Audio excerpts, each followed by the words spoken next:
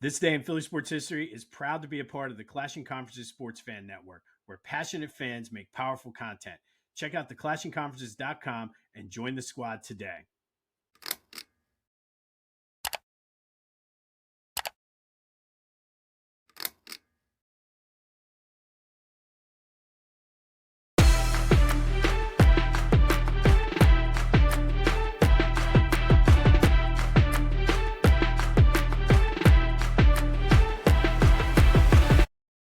What's up, everyone? Welcome to This Day in Philly Sports History for August 4th, 2025. I'm your host, Jim Montgomery.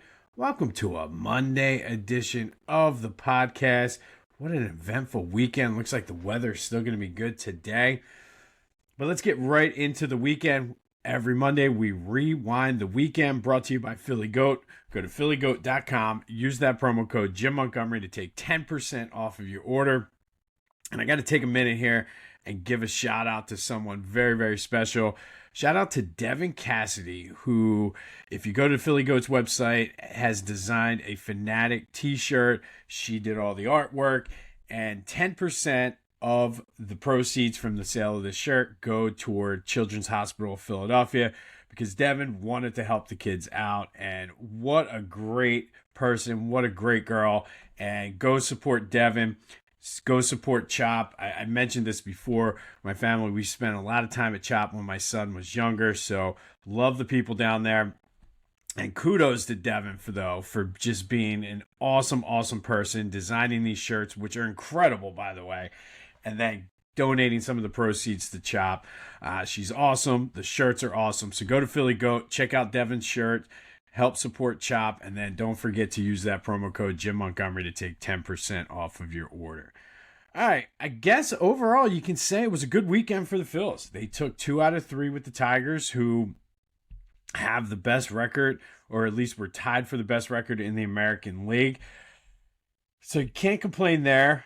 Friday night was J-Roll and Ed Wade getting inducted into the Phillies Wall of Fame.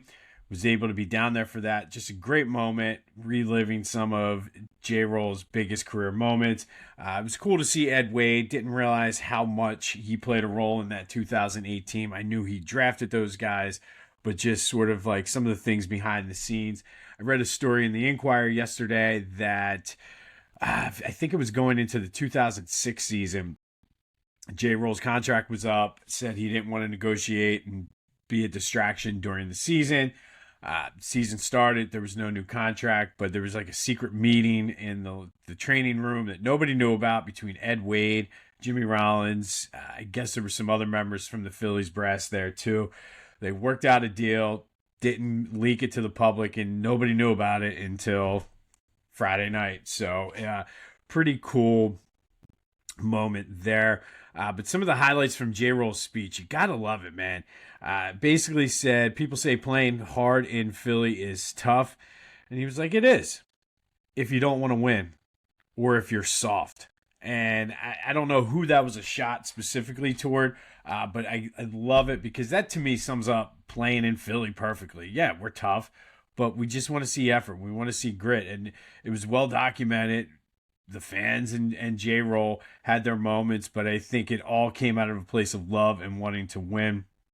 And I like the fact that he called out this current team, looked directly at them who were standing in the dugout and said, look, you're tired of hearing about the 2008 team? Guess what? We were tired of hearing about the 1980 team, and we went out and we won our own championship. He was like, so the only way you're going to stop hearing about us is to go out and win the World Series. And I don't know. I was pumped up. So hopefully it plays a role for these guys. But got our first taste of Johan Duran's entrance. It's electric. I think as fans start to know the words to the song, it's going to get even better. And like just on a chilly night in October, that's going to be pretty cool. But Phillies win on Friday. A little thing about I'll get into that tomorrow. You guys kind of know how I feel. I went on a rant about this last year, but we'll get into that tomorrow about the Wall of Fame. Saturday was a little bit different of an outcome for the Phils.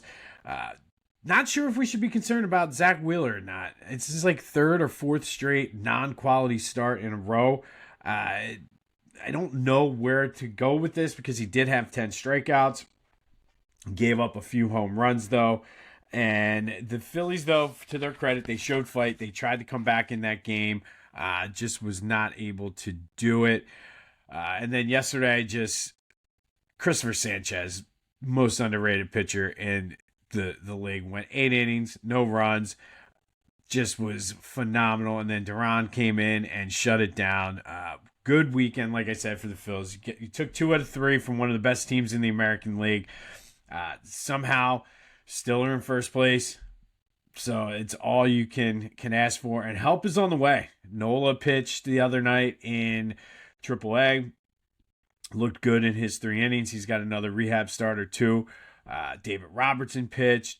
Jose Alvarado. Be interesting to see how they're going to approach him. I'd say, truthfully, if you throw him until his arm falls off. I don't know if I'd put him in any high leverage situations because you want to try to get your bullpen right. But at the same time, that's a big piece down the stretch in a pennant race to have. And he's an idiot anyway, so throw him until his arm falls off. I mean, especially if you're not going to re-sign him next year, you throw him as much as possible in whatever situation you can, and go from there. But overall, good weekend for the Phils. 3-game series this week at the bank against the Orioles. Luzardo's on the mound tonight, followed by Taiwan, and then Ranger Suarez on Wednesday. Let's go get to at least minimally 2 out of 3 from the Orioles and start expanding this lead a little bit on the Mutts.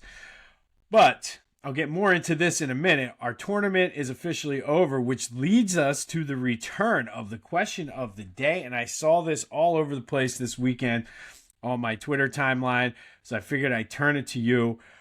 Lots of debate about J. Roll's Hall of Fame credentials and resume. Personally, I've gone on record on this podcast numerous times and say Jimmy Rollins is a Hall of Famer. If you look at the stats and body of work and resume and everything, I think the numbers speak for himself. But I think if you just look at the eye test, and I'm a big fan of the eye test. Like, sometimes you just don't need lists and lists and lists of stats. You look at the eye test, and he was one of the best. He was one of the top 3, I would say, shortstops in the National League during his career. He also played in the same era as Derek Jeter, who was one of the all-time best shortstops ever. So I think that sometimes is what people look at. But if you look at just the body of work on the field, and I think this year more than anything, if you look at what we feel when Trey Turner is out at shortstop, defensively, you never had to worry about a thing with Jimmy Rollins. And I think that is underrated. Dude caught everything. I go back to the 2008 clincher for the division when Trey Turner, that ball would have went, there's no way they turned a double play. That ball would have either been in center field or he wouldn't have got it anyway. And again, not really knocking Trey here. This is more a testament to Jimmy. But I feel he's a Hall of Famer. But the question of the day, and he got more votes last year in the Hall of Fame vote than what J-Roll did. Who's more deserving of a Hall of Fame induction? Is it Jimmy Rollins or Chase Utley? And look, this is not a knock against Chase. I think you can certainly make a case for Chase. But to me, Jimmy Rollins' credentials and resume is far better than what Chase Utley was. And he did it for a lot longer. But let me know what your thoughts are. Jimmy Rollins or Chase Utley, who is more deserving of a Hall of Fame induction? Hit me up on the Back to the Future voice and text line 267-495-8531. This will also be in the Discord channel as well. But who's more deserving of a Hall of Fame induction? Jimmy Rollins or Chase Utley? And take your like, because I like Chase as much as I like Jimmy, but you're looking strictly on the field. I think you got to go Jimmy here. All right, Eagles news over the weekend. Injuries are starting, little nicks and scratches are starting to pile up. Apparently, A.J. Brown missed practice with a hamstring injury. But for the most part, still pretty quiet in Eagles camp. Eric Allen was inducted into the Hall of Fame over the weekend. His speech basically said he grew up in Philly, became a man in Philly. And just looking at the highlights and going down an Eric Allen memory lane, you just forget how underrated really he was on that defense. Because everybody talked about the line and the sacks, Reggie, Jerome, Clyde. But Eric Allen being able to be essentially a shutdown corner in the defensive secondary really helped those guys to be able to go after the quarterback. So shout out to Eric Allen into the Hall of Fame this weekend. Hall of Fame committee. Now let's do the right thing and get Seth Joyner in there next. It's a travesty that he's not in there. So now Eric's in. Let's focus on getting Seth into the Hall of Fame. And of course, as the Cowboys turned, Michael Parsons requested a trade over the weekend. Dumpster fire central, and it keeps getting better and better. Just sit back, relax, and watch the Cowboys implode. Union had a friendly over the weekend against a club from Germany. They had a 2-2 draw. They're back to their MLS schedule this Saturday. It's crunch time. Straight sprint to the finish. Hopefully they're able to hang on and make a deep run here in the MLS Cup.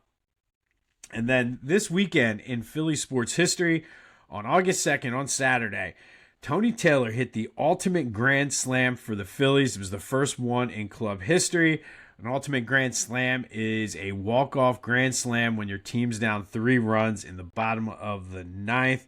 He did this in 1970. The only other one to do it was Bo Diaz, who did it in 1983.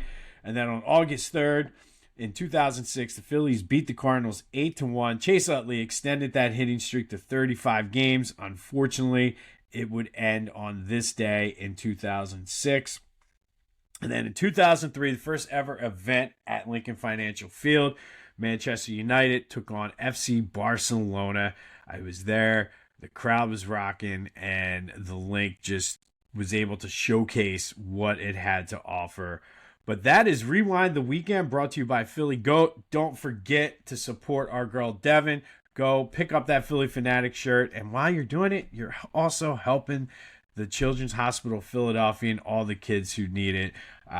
Like I said, what a great story. What a great girl. So go support Devin and buy that Fanatic shirt. All right, let's do some housekeeping. All right, the greatest individual season in Philly sports history tournament is over, and it is Wilt Chamberlain from 1961-62 taking home the title, knocking out Steve Carlton from 1972 with 58% of the vote. Hard to argue against a guy who averaged 50 points a game, 48 and a half minutes, 25 rebounds, had a game in which he scored 100 points. Very hard to argue that. But thank you, everybody who throughout the month of July voted in this tournament. Have some fun. Always enjoy our summertime tournaments. But now it's time to get into some real more sports as training camp opens. Eagle season is around the corner. Looking forward to it. But the tournament is always a good way for us to get through the summer. So it's Wilt Chamberlain from 61-62 with the Philadelphia Warriors, the greatest individual season in Philly sports history. Be sure to follow me on social media, Jimbo_Mont on Twitter and TikTok. On Instagram, at Philly Jimbo. Subscribe to the YouTube channel, Jimbo_Mont, and continue to spread the word as we grow this thing. If you are a new listener, welcome. We are glad to have you. Don't forget, details should be coming soon. I'm hoping to finalize a couple things this week on the Eagles pregame show. We'll do something for preseason, almost like a test run. It's our preseason as well, gearing you up and previewing the season. So stay tuned for details. Once I have them all kind of worked out and finalized, I'll give you that information. But we are kicking off our top 5 for the first 25 years of the century today. And essentially what I'm going to do is, I've had this lined up and in my chamber really since November of last year. I know they did some similar things on some of the radio stations I noticed throughout Twitter. But I'm going to give you mine. And what this is going to be is the top 5 list for a variety of categories in Philly sports since the year 2000. Today, we're going to look at the top 5 villains in the first 25 years in Philly sports. And, I mean, there's a lot. There's there's a million ways we could have gone with this. Some honorable mentions of people who didn't make the list. J.D. Drew, bad enough that we ended up throwing batteries at him. Terrell Owens, for as much as we loved him, he did become public enemy number 1 in that 2005 season. Larry Brown, again, very similar situation to T.O., kind of ruined the Sixers, left and won a championship with the Pistons. Eli Manning, but I don't think he was enough of a villain. He beat us a couple times, but I always feel like the Eagles did a good job against him. Scott Stevens, of course, for the hit on Eric Lindros. Carson Wentz. Yeah. Chipper Jones, Ryan Braun, Gabe Kapler, Ben Simmons, Scott Rowland, and then the combo of Tom Brady, Bill Belichick for their role in Spygate. But here are my top 5 villains. I'll go reverse order, 5 to 1. Danny Ainge. And not Danny Ainge from when he played for the Celtics, but Danny Ainge, the general manager, front office guy for the Celtics, who hoodwinked the Sixers into trading for the number 1 pick, where they took Markelle Fultz, giving the Celtics Jason Tatum. And then he still, with some of the contracts he gave and some of the things he offered, just a thorn and a pain in the ass to the Sixers. Picking up right where his playing career left over. So Danny Ainge comes in as number 5. Number 4, staying with a Celtics theme. Nobody's going to tell me that this dude was not a spy when he came into Philly, and that is Al Horford, longtime member of the Hawks, member of the Celtics, 1 year with the Sixers, the bubble year, and not only was he a Sixers killer, he came in and just was terrible that year. And then, of course, left and found the fountain of youth with the Boston Celtics. So Al Horford comes in at number 4. Number 3, Rondé Barber. Just another guy who was just a thorn in the Eagles' side. Of course, shut down the vet with the pick 6 in the NFC Championship game.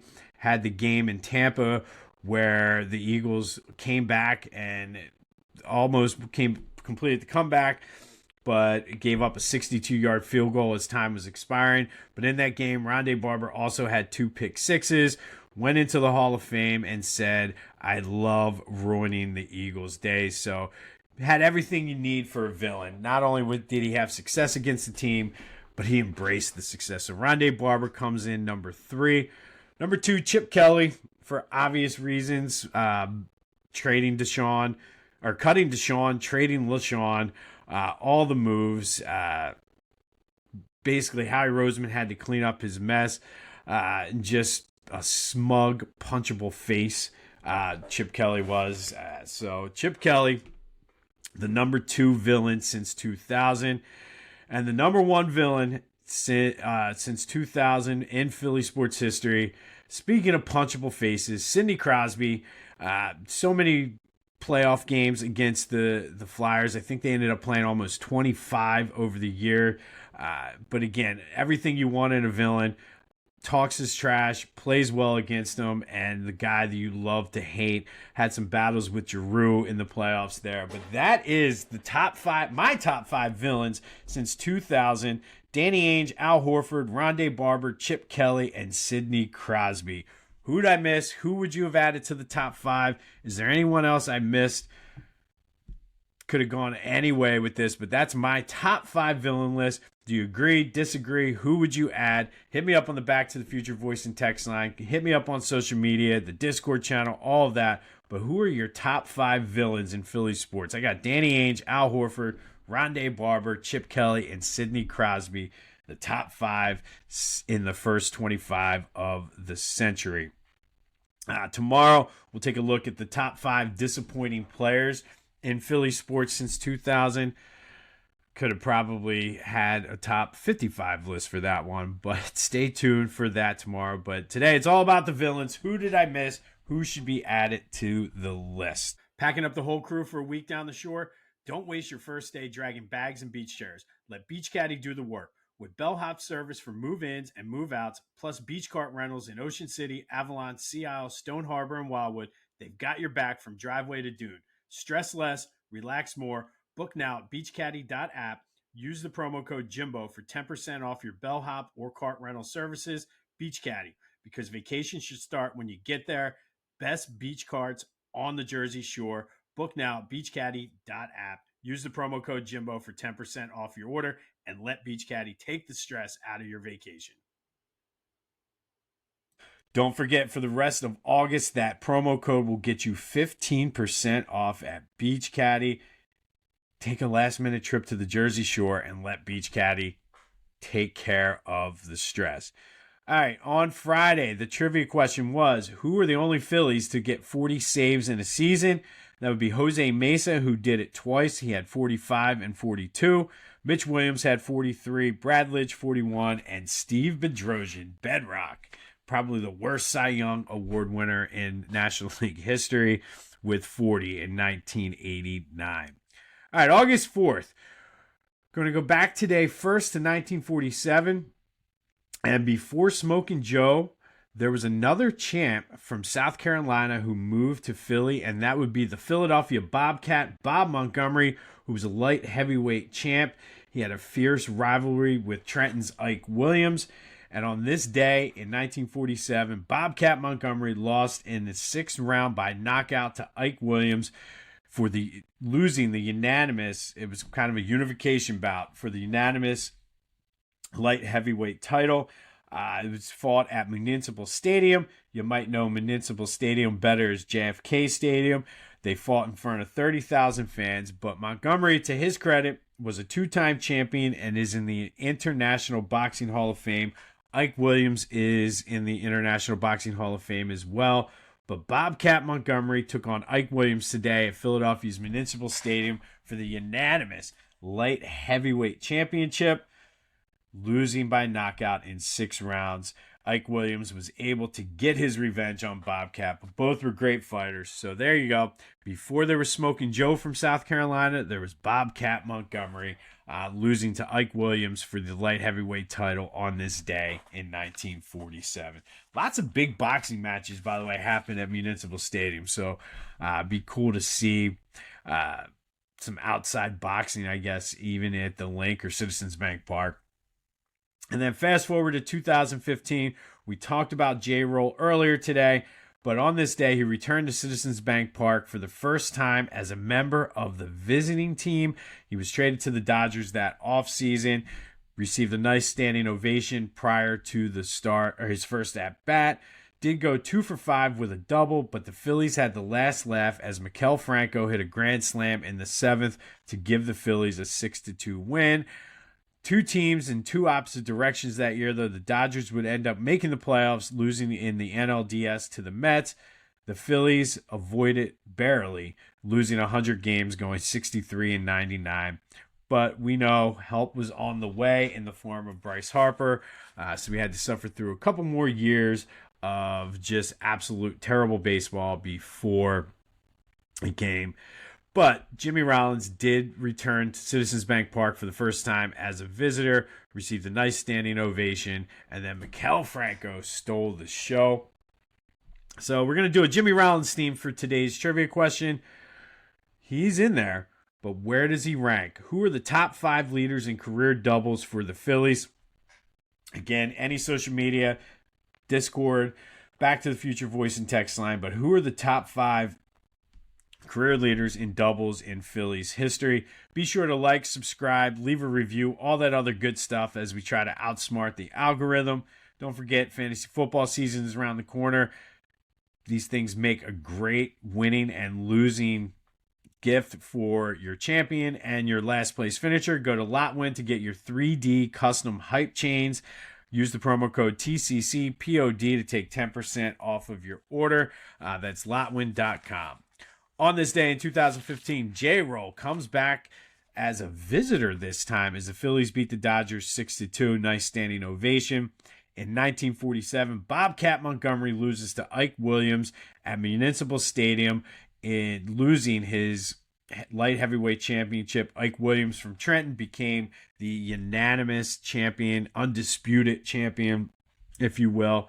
Let me know your thoughts on the villain list. I got Danny Ainge, Al Horford, Rondé Barber, Chip Kelly, Sidney Crosby. Who would you put in there over any of those guys? Let's have some fun with this in August as we approach the start of football season. We'll have more on the Phillies Orioles tomorrow. Any updates from training camp, as well as it's Tuesday, so be ready for some Tuesday motivation, positivity tomorrow. But like I said, go support Devin. Awesome idea. Buy the shirt, which is a great shirt, and then help support Chop as well. You won't be disappointed. This has been This Day in Philly Sports History for August 4th, 2025. My name's Jim Montgomery. Go have yourself some Monday. Remember, be a shark out there. Go attack your Monday. And until next time, I'll see you when I see you.